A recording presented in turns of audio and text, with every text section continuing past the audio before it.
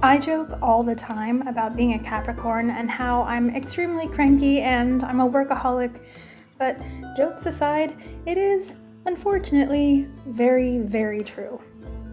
And sometimes it gets me into trouble. Rather than give myself a break from productivity during what was inarguably the worst year any of us have had in a while, I worked harder. Honestly, I probably worked harder last year than in any year previously. This was not necessarily a bad thing, at least not for a while, because having something to do really functions well for me as a coping mechanism. If I had to churn out new products for my shop, I didn't really have to worry about whether or not I was able to attend the in-person market events that I had grown accustomed to. If I was dashing my way through commissions, I didn't have to be that concerned that I couldn't see any of my favorite humans in person. If I started a YouTube channel, participated in CocoVid, and opened my new website, I would definitely be distracted. And I mean, it did work. It worked really well, until I got completely burnt out. By the time November rolled around, I was essentially a zombie.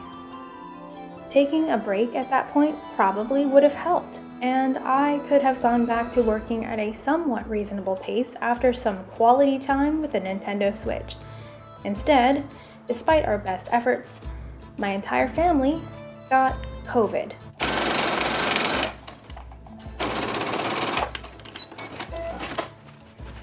It is amazing how watching this absolutely horrible thing tear through my home really put things in perspective.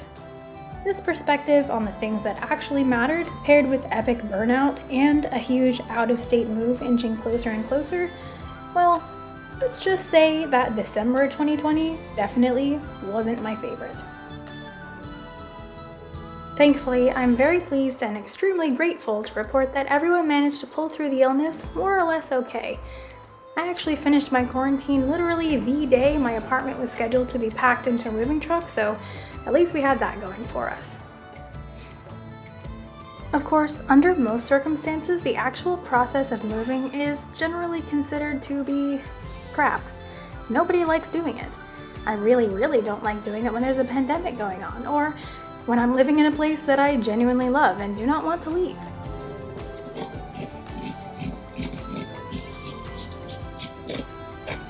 No offense to New Jersey, but when we got orders to leave there, I basically broke out in song.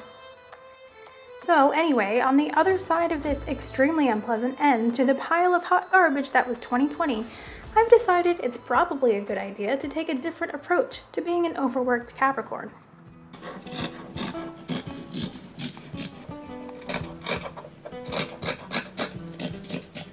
Up until now, there was basically no work-life balance around here. If I had outstanding commissions or orders to fill and 5 seconds of free time that I was not actively working on one of those things, I felt incredible guilt. If I had the audacity to make something for myself, it basically sent me into a doom spiral. That's not normal. It's really kind of absurd, actually, especially when you take into account the fact that I have some actually serious health issues and should probably practice self-care more than I do. And by more, I mean at all. Clearly, something had to change. This is how we've come to this Stays mock-up video that isn't really a mock-up video. As soon as we settled into our new home, I immediately felt the urge to get back to insane workaholic mode. Instead, I took some time to sit and actually plan out my year. What did I want to do? When did I want to do it? When I realized that that list was mostly made of work stuff, I broke out the eraser. Literally, I was using a number 2 pencil like it was 1995. I have a decently sized fabric stash full of things that I've been dreaming of for years. At some point, it would probably be nice to actually make them. Costuming is supposed to be fun. It can easily be self-care if you don't accidentally turn your hobby into your full-time job. That's actually been the best decision, and most of the time I truly 100% love what I do. I think I just went in the wrong direction a little bit last year. And that's okay. Mistakes can be good. These stays, for instance, went together in only 2 or 3 days with minimal struggle, even though I had some hilarious fit issues. Pro tip: if you can fit a 1.5 liter bottle in your stays, they are probably too big. But seriously, they were almost, kind of, Easy? The first time I made stays, not easy, super ugly, many mistakes. My second pair of stays, better, but still pretty much hideous. A few dozen pairs of stays later, I actually used to sell them in my shop. I don't just have like 24 sets of stays sitting in my closet. Anyway, now it's almost muscle memory. Making mistakes and weird choices is how we learn. Sometimes you have to get to the absolute lowest point before you can figure out what works.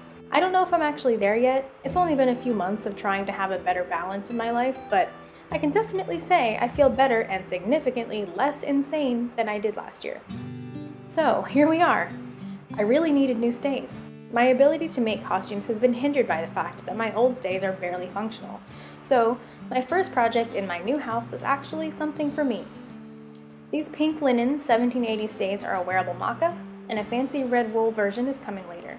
But for now, these will be a great base for future makes, and it feels really awesome to actually be excited about my own costuming once again.